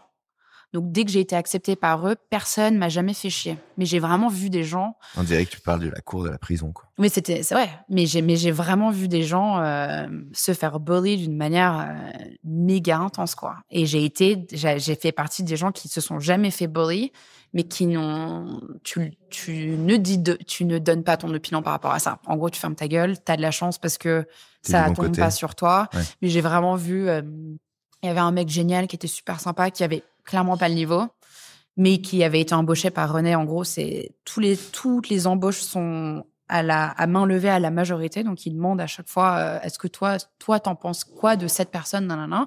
Mais René, il a un espèce de laisser-passer. Il peut embaucher qui il veut. Donc, Ouais. souvent, les gens qui sont embauchés par René, ils ont du mal à se faire accepter dans l'équipe, quoi. Ah ouais, parce donc- qu'ils sont passés outre, Ouais. malgré eux en plus. Voilà. Donc, après, il y a une espèce de un an et demi de bizutage. Ah ouais, à base de quoi? C'est pas un vrai, enfin, c'est pas du tout physique, c'est pas violent, c'est moral, quoi. Hmm. C'est genre, tous les jours, je vais te dire à quel point t'es une merde. Tous les jours. Et après, il y en a, au bout de 6 mois, 9 mois, ils craquent, ils se cassent du jour au lendemain. Et il y en a qui s'accrochent et qui, aujourd'hui, sont sous-chefs, quoi. Moi, je le vois parce que je les connais. Ils sont encore tous là-bas. C'est mes potes. Enfin, on a beaucoup traîné ensemble. Je les ai vachement bien connus. Et aujourd'hui, tous les gens qui se sont accrochés, là-bas, ils sont sous-chefs et ils sont protégés par un espèce de truc. Mais après, moi, j'en serais jamais là où j'en suis aujourd'hui si j'avais pas pris le taf à Noma, quoi. Oui, bah c'est sûr. Si pendant 1 an, on t'apprend tous les matins à ramper sous des barbelés, techniquement, tu dois avoir des abdos, quoi. Tu dois être un peu gainé. Ça marche, hein. C'est vrai, un peu hein. ça, ouais. Ouais, si je te cours après avec un flingue et tout, tu vas apprendre à bien courir. Ouais. Et longtemps. Ouais. Et après, c'était très positif, quoi. C'était très dur. J'y arrivais vachement bien. C'était beaucoup d'organisation. Il y avait un côté tu lâches pas. Enfin, moi, je sais qu'aujourd'hui, ce que j'ai en cuisine, ce que je peux amener aux autres, etc., je pense qu'il y a beaucoup qui sort de Noma. Il y a beaucoup d'orgas. Il y a beaucoup on met au point des recettes. Il y a beaucoup de recettes que je fais aujourd'hui qui sont basées sur des choses que j'ai appris à Noma, j'ai appris chez Couillon, donc clairement, il y a 0 regret de l'avoir fait. Ah ouais. Après, effectivement, c'est une école qui est super difficile, quoi, et qui est pas forcément très juste. Je pense que moi, ce que j'ai pas aimé, c'est cette forme de injustice. Tu donnes 3 ans à quelqu'un et en fait, du jour au lendemain, ça peut être enlevé, juste parce que t'as fait trop griller un bout de poisson. C'est aussi simple que ça. Et ça, je trouve ça un peu nul. Je pense qu'il n'y a pas trop la place à l'erreur. Je pense que déjà, potentiellement, ça a changé, mais ça, en fait, tu sais pas tant que bien sûr. si t'es pas dans le truc. Moi, quand je suis partie, il y avait pas trop la place à l'erreur et j'ai trouvé ça un peu, t'as un peu la flemme de travailler dans un endroit où c'est pas inclusif comme ça. Parce qu'ils ont tous cette vibe de on est inclusif, on est trop sympa les uns avec les autres. Genre, en vrai, René, il est super gentil avec chaque personne. Quand il arrive tous les matins dans la cuisine, il serre la main de chaque personne. Genre, c'est très, c'est pas américain, mais tu vois, ça fait très genre start-up où, pour une fois, tu rentres dans une cuisine où il y a du management, il y a des process qui sont mis en place, tout le monde a des trucs. Alors après, oui, c'est un management qui est extrêmement militaire et ça dépend au-dessus de qui t'es. Il y a des gens. C'est très formaté comme management. Il y a beaucoup de schémas de management, justement. Ouais. Moi, quand j'y étais avec le chef qui était en place, aujourd'hui, le chef qui est chef du restaurant, il s'appelle Pablo, c'était un très, très bon pote à moi quand j'y étais. Potentiellement un des meilleurs chefs et les plus gentils avec qui j'ai jamais travaillé. Je pense qu'il a été potentiellement mis à ce poste aussi parce que les choses ont changé et que c'est super important d'être très inclusif. Et lui, il est très comme ça. Il est très gentil, très inclusif. Il va te remontrer 15 fois. Après, c'est un peu pareil que ce que je disais par rapport à chez Couillon. Quand tu veux être le numéro 1... Oui, là, en l'occurrence, on se parle d'être le numéro 1 dans le monde, en fait. Oui, dans le monde. Donc là, on parle de... évidemment, tu n'as pas le droit à l'erreur. Évidemment, tu sais pas faire le truc. Du coup, tu le fais plus. On va pas attendre 3 mois que tu arrives à faire... C'est un peu compliqué parce que tu as tout le côté à la personne, comment toi tu te sens en tant que personne. Après, tu as le côté comment tu te sens dans l'équipe. Et après, t'as le côté comment tu te sens genre dans la vie en général. Et moi, le seul truc que j'ai pas trop aimé, c'est qu'il y a pas beaucoup de cuisine. Tout est tellement grammé, carré, parfait. Chacun dans sa case. Et tu dois faire... Ouais. Ce qui fait qu'en fait, quand t'es cuisinier, Tu peux pas rester. c'est un peu une tristesse. Ouais. Ouais.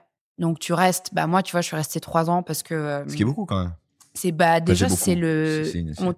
En fait, quand tu prends le taf, on dit c'est minimum 2 ans. Donc t'as pas le droit de pas le droit de partir. Si tu pars, c'est échec quoi. Et après, au bout de 2 ans, en fait, j'étais bien, j'avais un bon poste, je savais pas ce que j'allais faire après. Et après, la grosse question, c'est tu fais quoi après avoir fait Noma? Parce que les gens, ils t'embauchent pas parce que c'est à moitié s'ils ont peur, tu vois. Une fois que t'as fait Noma, les gens, les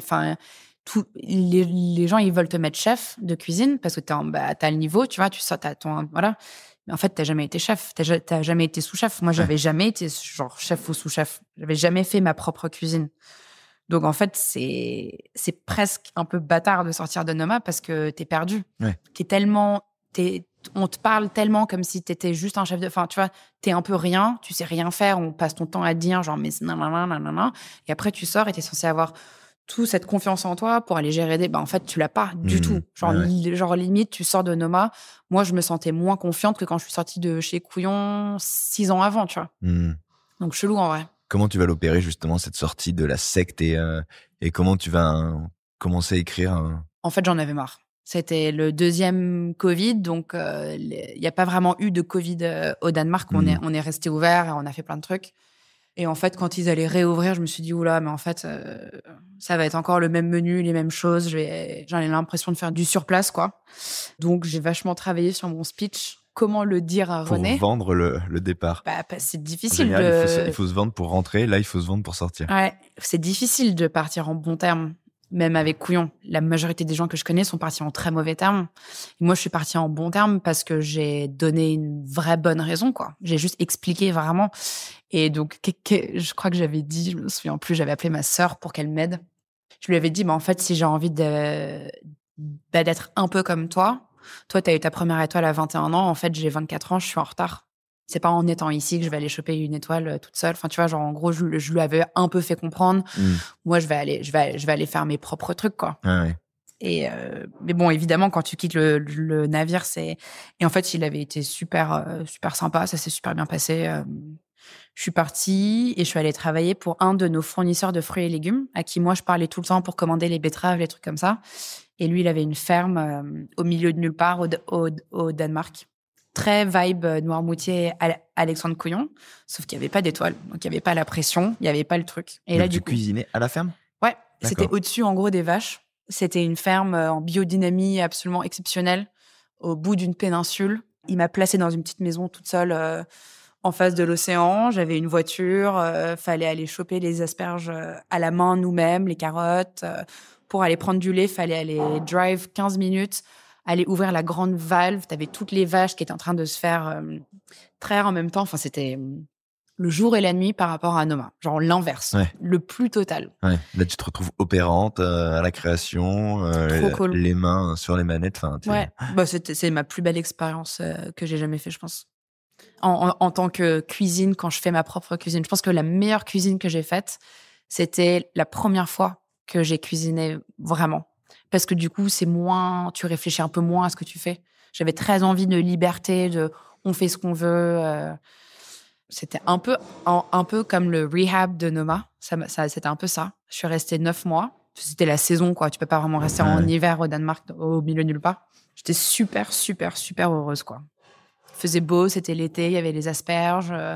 On pouvait juste genre les griller à la poêle. Je revenais à des choses qui étaient méga simples parce que Noma, c'était méga compliqué. Chaque recette prenait 3 jours. Les fermentations, les trucs, 50 différentes épices dans chaque différent mix. C'était pas du tout simple, en fait. Et moi, j'avais vraiment besoin de revenir à des trucs simples. Et à la ferme, on n'avait pas le droit d'utiliser des choses qui venaient pas de la ferme. Donc, pas d'huile d'olive. Il n'y avait pas le droit à du poivre. On avait le droit à rien qui venait pas vraiment de la péninsule. Dingue. Ouais. Donc, il y avait beaucoup de barrières et du coup, on faisait des trucs qui étaient super simples. On avait genre des langoustines, on les coupait en deux, on les mettait à rôtir sur la braise et on faisait une huile de rose parce qu'on avait énormément de trucs sauvages au Danemark, incroyables. Donc, on passait beaucoup de temps à aller les récupérer et tout. Et après, on mixait l'huile de tournesol, l'huile de rose. Et on avait une huile de rose à la place de l'huile d'olive. Donc, j'ai gardé un peu du meilleur de ce que j'ai eu à Noma et je l'ai mis un peu là-dedans en tout petit. Et c'était très cool parce que derrière, tous mes potes de Noma sont venus. René, il est venu manger. La femme de... Enfin, c'était très... J'ai l'impression d'avoir pris genre la porte de sortie au bon moment, au bon truc. Et ouais, je me suis bien marrée. C'était cool. C'est marrant parce que souvent, les chefs, quand ils sortent d'expériences marquantes, et forcément dans les pas d'autres chefs, un peu des mentors, c'est une formule un peu grossière, mais on parle souvent de ça. Ils racontent l'empreinte créative. Ils disent souvent qu'ils ont besoin qu'ils ont cuisiné avec la veste de quelqu'un d'autre pendant un temps. Ouais. Et que ça prend du temps. Toi, on a l'impression que tout de même, t'as beaucoup appris, techniquement, t'as beaucoup observé de ces adresses-là. Forcément, tu t'es nourri d'un point de vue, j'imagine, strictement culinaire. Néanmoins, on sent qu'à ce moment-là, tu profites de retrouver de la liberté pour faire des choses qui te sont propres. Je fais l'inverse. Assez rapidement. Ouais. Alors qu'à d'habitude, c'est plus difficile de se défaire de l'empreinte des chefs qu'on a observés. Toi, on sent que immédiatement, tu renoues avec ce que t'as au fond de toi. En fait, à un moment, quand j'étais à Noma, il y a le chef de cuisine, donc vraiment le mec que j'aimais beaucoup et ce pour lequel j'ai pris le taf. Ça avait été un autre chef, je pense que j'aurais pas accepté le travail. Mais lui, c'était vraiment un mec génial. Et en fait, il est parti. Donc, il y a eu un changement de head chef. C'est aussi la raison pour laquelle je suis partie, parce que le nouveau head chef, j'étais pas du tout d'accord avec comment lui manageait son équipe et tout. Et du coup, je lui ai demandé un interview de départ, chose qu'on fait beaucoup dans les grandes boîtes. On fait jamais dans la cuisine. Très mauvais management, très souvent. Et du coup, je lui dis, en fait, tu pars. Est-ce qu'on peut se poser une demi-heure? Moi, je veux du feedback. Ça fait 2 ans que je travaille, que je suis sous ta direction et tout. Et il m'avait dit un truc super intéressant que j'ai eu vraiment du mal à accepter au début. Et après, je me suis dit, c'est potentiellement un des trucs les plus intéressants que quelqu'un m'a jamais dit. En feedback. Donc, c'était super cool parce que je suis arrivée donc très tôt un matin en cuisine. Il a vachement pris le temps. Et en fait, il m'avait demandé, tu vas vouloir parler de quoi? En amont. Donc, moi, je lui avais dit de ça, de ça, de ça. Et il avait imprimé tout un truc Word. Il l'avait tapé, il l'avait préparé. Il l'avait vachement préparé. Enfin, il l'avait vraiment pris au sérieux, ce que j'ai trouvé vachement significatif, quoi. Souvent, quand on fait un feedback en cuisine, c'est à la volée, dehors, ça dure 30 secondes. Merci beaucoup. Ouais, voilà, ce qui est un peu nul. Ça, je pense que ça mérite d'être mieux fait. Surtout quand on se donne comme ça pour des gens. En gros, il m'avait raconté plein de trucs. Mais à la fin, en gros, il m'avait dit... c'est assez clair que you don't belong here. C'est ce qu'il m'avait dit. Et je lui ai dit, ok, mais du coup, tu me conseilles quand même de rester. Il m'a dit, oui, mais tu peux aussi apprendre comment t'as pas envie de cuisiner et qui tu n'as pas envie d'être. Et il m'a dit, c'est pas parce que tu matches pas exactement avec cette équipe et avec cette cuisine que tu peux pas en tirer genre des grandes leçons. Et moi, j'étais un peu en mode, mais en fait, je vais pas rester encore 2 ans dans un endroit à trimer comme ça. Pour apprendre ce que j'ai pas envie de faire. Et en fait, si. Parce qu'en fait, tu peux avoir des exemples. Tu vois, tu peux vraiment apprendre à faire une sauce avec 1000 différents ingrédients dedans et te dire, en fait, là, ils ont mis du chocolat. Et ça, tu vois, typiquement la semaine dernière en cuisine, on a fait une sauce et on a mis un tout petit peu de chocolat à l'intérieur. Donc, tu peux apprendre des toutes petites choses. Mais j'ai vraiment appris ce que j'avais pas envie de faire. C'est un peu bizarre comme conseil, mais j'ai trouvé ça super intéressant. Ouais. Tu te sers, en fait. Tu te sers, tu vois, tu prends pas, mais tu restes et tu te dis pas, en fait, ma vie, ça va être ça, je vais pas être obligé de calquer, je vais pas être obligé de reproduire. Là, ça me correspond peut-être pas, mais voilà. Mais même comme ces trucs de genre s'asseoir une semaine avec un psychologue à Noma, bon, même si elle était pas vraiment psy, mais moi, ça me faisait beaucoup de bien quand j'étais stagiaire, même après. De me dire, une fois par semaine, je vais me poser avec quelqu'un, même si c'est quelqu'un à qui tu peux pas tout dire, juste à faire un espèce de bilan de ta semaine, comment ça s'est passé, ce qui te saoule pas, ce que tu peux c'est trop cool, quoi. Moi, aujourd'hui, je le mets, je trouve que j'essaye quand même vachement ici, en tout cas au resto, on peut tout le temps s'asseoir. Alors moi, j'ai un cuisinier, il y a 2 mois, qui avait fait vraiment une mauvaise semaine en service. Il m'avait dit, genre, je sais pas, est-ce que tu as le temps, est-ce qu'on peut s'asseoir? Je lui ai dit, mais en fait, on a toujours le temps. Genre, si on doit ouvrir une demi-heure plus tard le dîner de ce soir, genre juste parce qu'on a besoin de s'asseoir pendant une demi-heure, on fait ça en priorité, c'est super important. Ah oui. Ouais. C'est rare. Mais du coup, on prend des choses. Donc, même si tout n'est pas tout le temps parfait, clairement, on se nourrit de mini-trucs. Tout ce que je suis, c'est un peu la somme des gens que j'ai rencontrés, de là où j'ai travaillé. Évidemment, il y a un peu un côté inné, mais je me suis pas retrouvée à Noma par hasard et j'ai pris le taf en me disant, OK, c'est une ligne droite, ça va être comme ça pendant 3 ans et peut-être que là, c'est la dernière personne pour qui je cuisine. Et après, je le ferai moi-même, mais je pense que c'est important de cuisiner pour des autres personnes et d'apprendre la cuisine d'autres personnes, même si c'est pas la tienne. Comment tu as opéré, après ton retour en France, justement, le fait d'aller vers toi et vers ta cuisine? Ça s'est écrit comment? Il y a eu plusieurs étapes? J'étais super perdue, je savais pas quoi faire. C'était très compliqué en vrai.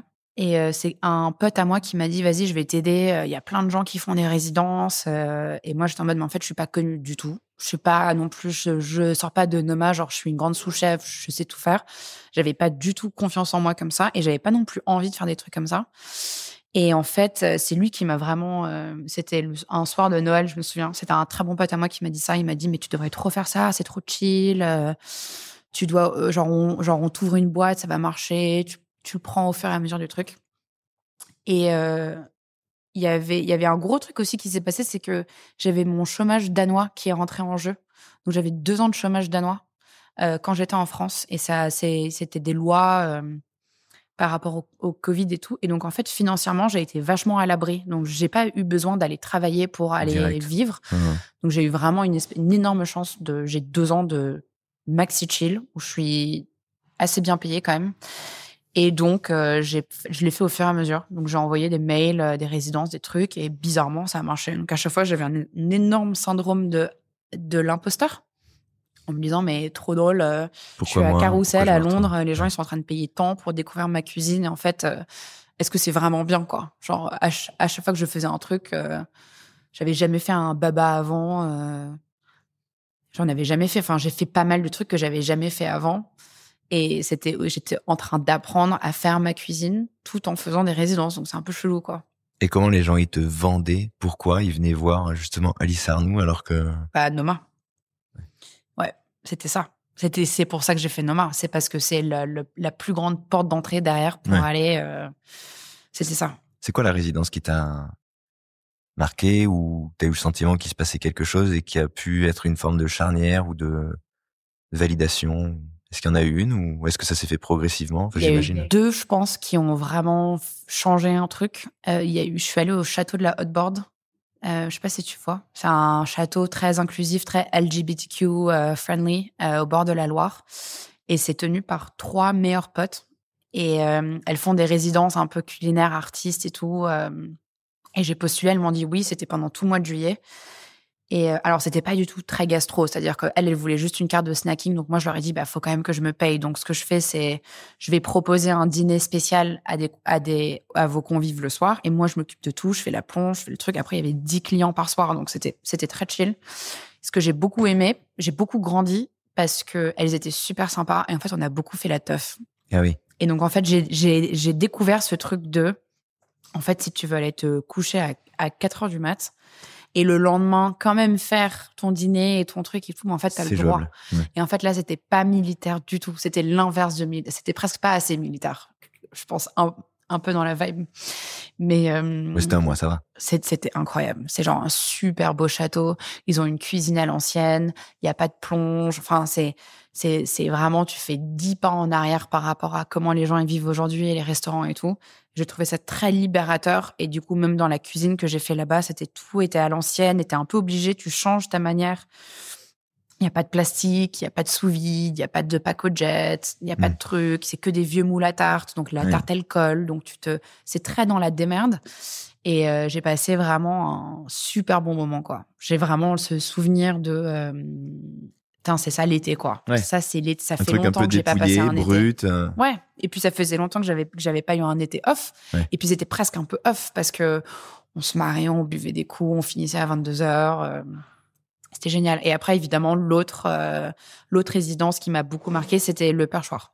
Ça, c'est sûr. Parce que c'était le top du top. J'ai eu beaucoup de chance de passer après Manon Fleury et après Adrien Cachot, qui sont un peu genre des grands noms de la Qui cuisine. avait éclairé le lieu. Complètement.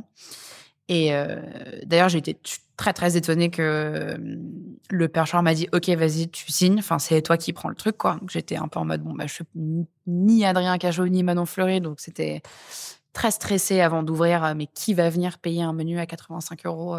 Ouais, voilà, oui, toi. Et c'est un super souvenir. C'était génial. C'était créativement parlant, c'était trop cool. J'étais vachement bien entourée. Il y avait Candice et Margot en cuisine. Et on n'a jamais autant poussé des menus dans le truc, dans l'idée de base avec tous ces différents plateaux. C'était super, super créatif. C'était très, très beau. Hein. Ouais, moi, j'ai adoré faire ça. Je trouvais ça trop cool. Et après, je me suis dit, bon, OK, là, c'est potentiellement la dernière fois où je fais de la cuisine très gastro. Parce que t'es dans un moule, t'es obligé de faire ça. Donc, dès que tu lances un concept comme ça, c'était obligé d'être concept parce que c'est un endroit qui est très concept. Donc, il fallait que ce soit, avant, c'était céréales, avant, c'était Abba. Donc, c'est pour ça, moi, j'ai vendu le concept. Alors que j'aime pas forcément les fruits de mer. Ouais. Mais j'ai fait beaucoup de fruits de mer et chez Couillon et à Noma parce que j'étais un peu maître fruits de mer à Noma. Du coup, c'est le truc que je sais le mieux faire. Donc là, je me suis dit, OK, au lieu de inventer des nouvelles choses, pour une fois, je vais faire les choses que je sais bien comment faire parce que c'est très attendu et il y a moyen que ce soit un tremplin, il y a moyen que potentiellement ça en débouche sur un truc encore plus grand. Donc on va faire des choses que je sais faire. J'ai été super bien entourée par des gens qui savaient vraiment, vraiment bien comment bosser. J'ai eu beaucoup de chance. C'était très fun, mais c'était pas libérateur. Je me suis sentie un peu bloquée. Au bout de 6 mois, je me souviens avoir quitté le perchoir et je me suis dit jamais j'ouvrirai un restaurant à Paris. Ah ouais. Parce que t'es bloqué, parce qu'en fait, c'est une espèce de machine et la machine doit tout le temps rouler. Et en fait, tu peux pas partir en vacances. Enfin, tu peux pas, c'est l'anniversaire de ta mère, c'est un samedi, tu peux pas y aller parce qu'en fait, t'es obligé d'être là, t'es obligé de faire entrer du chiffre, t'as des employés. Tu peux pas ne pas être une figure. Mais tu vois, typiquement au perchoir, j'avais ce souvenir de Merlin quand j'étais à Londres, qui sortait avec nous et qui faisait vraiment la teuf et qui buvait beaucoup et très Londres, quoi. Les gens, en vrai, ils se mettent minables en permanence. C'était un peu choquant pour moi. Et du coup, j'ai commencé à le faire en vrai avec eux, avec l'équipe. Et j'avais ce souvenir de, putain, faut jamais faire ça quand t'es chef. Faut jamais faire ça avec ton équipe parce qu'en fait, moi, j'ai vachement perdu dans comment je l'ai vu après. Ouais. Et donc, tu vois, même là, tu vois, genre même là au perchoir, 8 ans après être allée chez Merlin, j'ai ce souvenir de ça. En fait, tu vas rester boire un coup avec l'équipe, tu vas en boire 3-4. Et en fait, au moment où potentiellement ça dégénère, ou ça sort en boîte, ou ça fait ci, ça fait ça, tu pars. Parce que c'est super important que la personne qui est en haut reste une espèce de figure. C'est très personnel. C'est juste que moi, il y a eu des choses qui se sont un peu brisées dans comment je voyais les gens. Quand tu les vois en train de faire des conneries, tu te dis, bon, le lendemain, il vient, il t'embrouille parce que t'as mal désarrêté un filet. Tu le regardes un peu en mode, bon, on était tous les deux hier jusqu'à 5h du mat en boîte, tu vois. Il y a quand même un fail dans cette histoire, c'est que t'as fini quand même par l'ouvrir, ce restaurant. Ouais. Après t'être dit, donc, au perchoir, en fait, c'est pas possible parce que, bon, on y est, quoi. Et c'est là où on enregistre aujourd'hui. Oui, exactement. Café de l'usine. Gros échec, Alice. Je peux pas te féliciter. Merde. Qu'est-ce qui a fait que, du coup, tu finisses par te dire, en fait, si? Je me suis dit, je vais changer, je vais prendre tout ce que, justement, j'ai pas aimé dans tout ce que j'ai vu. Je vais faire super attention à ce que ce soit pas le cas. Je vais faire en sorte que le restaurant, financièrement, c'est sûr qu'il aille bien. Si on veut fermer, on peut fermer. On fait pas du trop gastro, comme ça, toute l'espèce de pression que j'ai vécue pendant 10 ans. En fait, j'ai vraiment vu des chefs, des patrons de restaurants, parce que c'est ceux pour lesquels j'ai travaillé, très malheureux, dans un stress, dans un truc, un peu emprisonnés dans leurs choses. Et je me suis dit, faut surtout pas que je fasse ça. En ouvrant le restaurant, j'ai failli prendre un chef de cuisine. En mode, en fait, moi, j'ai pas forcément envie d'être chef. J'ai juste envie d'ouvrir. En fait, j'ai trouvé un super lieu, j'ai eu beaucoup de chance, qui est dans l'usine Springcourt. Et donc, ça appartient à une marque. Et elles m'ont créé un bail. Donc, j'ai eu beaucoup de chance. C'est une création de bail. Donc, financièrement, ça a été... un déclencheur. Déclencheur, parce que c'était facile. On n'a pas ouvert avec beaucoup d'argent. Il n'y a pas un prêt de 1 demi-million. Il n'y avait pas d'apport de 1 demi-million. C'est souvent ce qu'il faut pour ouvrir un restaurant à Paris, soyons super honnêtes. Il faut avoir beaucoup d'argent pour pouvoir le faire. Et j'ai complètement par chance trouvé cet endroit qui ne coûtait en gros quasiment rien. Et on l'a fait avec quasiment rien. Et c'était juste j'ai juste eu énormément de chance. J'ai trouvé ce lieu. Et avec les propriétaires de la cour et de tout ce qui est autour, qui m'aident beaucoup aussi juste à le gérer. Il y a un gardien, il y a un local poubelle. Donc, on n'est pas pignon sur rue, ce qui peut sembler bizarre. que ce soit une force. Mais du coup, en fait, on est vachement tranquille chez nous, quoi. On est vachement à l'écart. C'est une espèce de bulle. On voit pas le temps passer. Et je pense que tous les clients qui viennent ici vous le disent et le ressentent et adorent ça. Cet endroit, il est hyper agréable pour ça. Au-delà d'être très beau parce qu'il est très joli. Ouais. Ils adorent. Et après, c'est stressant quand tu ouvres un endroit comme ça parce qu'on a quand même un prêt. Qui est pas énorme, mais on a quand même un prêt. C'est quand même stressant de dire, en fait, il y a 0 passage, quoi. Il y a personne qui passe devant en disant, ah, tiens, c'est quoi? Et les gens, ils viennent que pour ça. Mais ouais. Et donc, en gros, je me suis dit, on va faire un truc super chill. On va vraiment, là, typiquement, cette semaine, au menu, une des entrées, c'est une poêlée d'épinards. Mais parce que on les mange où, les bonnes poêlées d'épinards à Paris aujourd'hui, où les trucs qui sont super simples, où on revient un peu, on fait 20 pas en arrière. On revient à un truc super simple, des très bons épinards à l'ail comme faisait ma grand-mère, ma mère. Ou je pense que je suis en train de revenir à ce que je faisais à l'époque de Cuisine TV, quoi. C'est ce que j'étais en train de me dire en t'écoutant. Je me suis dit, finalement, t'as fait tout ce chemin pour te donner le droit de faire ce pourquoi tu l'avais entamé. Ouais, non mais vraiment. Parfois, je me dis, putain, l'époque où j'étais à Noma, ça me semble être très très loin, quoi. Parce que moi, j'ai très envie de venir au taf, on commence à 9h, tout le monde s'entend bien. On change les menus toutes les semaines, c'est très chill. Et je le fais un peu comme ce que Couillon faisait à un moment où les premiers plats, c'est pas exactement ce qu'on veut, mais c'est pas grave. Et ça change au fur et à mesure de la semaine. Et en fait, souvent, le vendredi et le samedi, c'est genre le Graal du menu. Le mercredi, c'est peut-être un tout petit peu moins bien. Mais c'est là où on apprend. Donc en fait, on est dans un apprentissage et c'est jamais parfait. Et c'est une maison vivante. Ouais, et c'est pas parfait. Et ça fait du bien. On est un espèce de grande respiration. Où on dit, OK, en fait, ça sort pas parfait, mais c'est pas grave. Et quand les clients, ils nous disent, ah, mais ça, c'était pas comme ça, ou ça, c'était pas comme si, je dis, mais en fait, c'est pas grave. Genre, on n'est pas censé plaire à tout le monde. Là, on a clairement fait une erreur. On est désolé, on fera mieux la prochaine fois. Bon, après, il y a tout ce truc qui te ressemble, en fait, de dire, on n'est pas parfait, mais t'as quand même ce syndrome où tu veux faire le mieux et tu veux faire bien. Ouais. Moi, je vais au restaurant assez souvent. Ouais. Je pense que la plus belle assiette que j'ai vue l'an dernier, elle était ici. Ah ouais? Ouais. C'était le riz? C'était un chou. Ah. Une sorte de chou farci. Ah oui, bien sûr. Ok, oui, le chou farci. C'est le plus beau truc que j'ai vu de l'année, quoi. Genre moi, typiquement, j'ai jamais fait un chou farci de ma vie. Et ça, c'est trop bien parce que c'est un mix entre Chloé, Marin et moi. Et Marin qui a très envie de faire des choux farcis, des trucs comme ça. Et moi qui dis, oula, c'est peut-être pas très sensuel. Et donc, on prend l'idée de quelqu'un et après, on la déstructure et on la change jusqu'à ce que ça aille dans le resto, que ça plaise à Chloé, ça plaise à Marin, qu'on l'a fait goûter à Aliénor, elle nous dit « Ah, mais peut-être que ça manque un peu de ça, peut-être un... » Et en fait, ça change toute la semaine jusqu'à ce qu'on arrive à un truc nickel. Et au moment où c'est nickel, on change le menu. Ce qui est super triste en vrai. Mais on est en train de se dire, est-ce que l'année prochaine, on fait pas toutes les 2 semaines? Ouais, vous pouvez vous laisser un peu tranquille. On pourrait, peut-être. C'est-à-dire que quand vous allez découvrir ça, vous allez vous dire « Pourquoi on l'a pas fait plus tôt ?» Ouais, je pense. Merci Alice. Merci à toi.